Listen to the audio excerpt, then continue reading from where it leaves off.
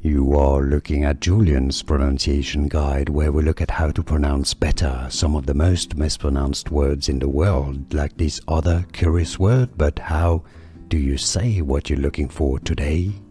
Let's learn how to pronounce these names once and for all correctly. If you want to learn more confusing names, including of Arabic origin, make sure to stay tuned. I've got many more videos for you that you're going to learn from the Arabic pronunciation.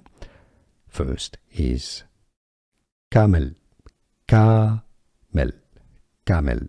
Therefore, in English, it's normally pronounced quite similarly as camel, camel. Some say it as camel also.